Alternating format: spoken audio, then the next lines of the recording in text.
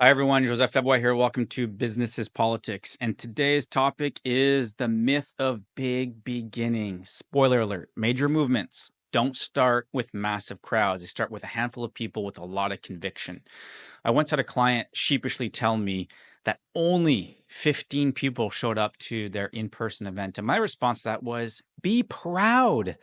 We often get this false notion that in order to be successful in engaging a population base or group of voters, that we need massive, massive, massive crowds of people behind our cause before anyone's going to pay attention.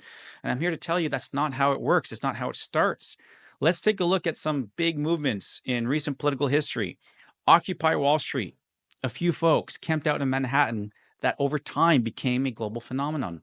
Black Lives Matter began with 3 activists and a hashtag in 2013. It didn't hit worldwide consciousness until 7 years later. Or you think about Me Too.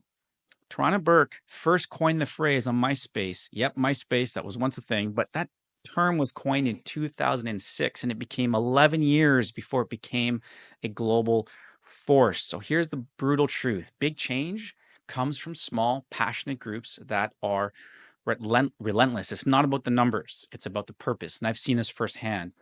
Our local maternity wing was about to get shut down a couple years ago, and we started a small grassroots advocacy group, just a handful of people, like literally a handful of people.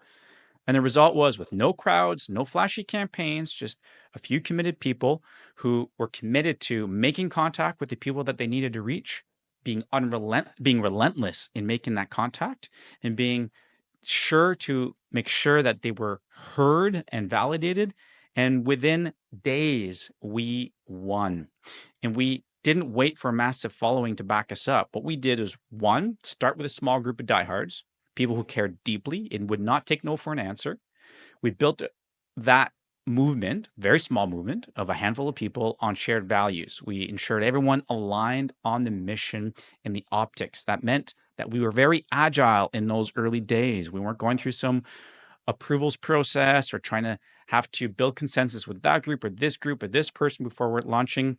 We had one very clear goal for that campaign. And when you've got a handful of people involved, it's pretty easy to move quickly and hit your targets. And then the last thing I'd say we had as part of that campaign was an ability to scale our influence and do so gradually.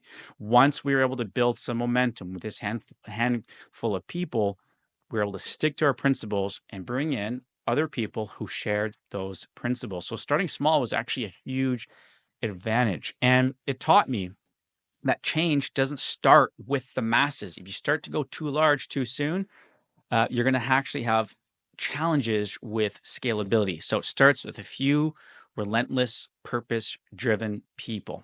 So if you want to build something that lasts, forget about going viral overnight. Start small, focus on the mission, not the size of the crowd, and influence will follow. So that's my bottom line today. Small group sparks big changes. It's not about the numbers.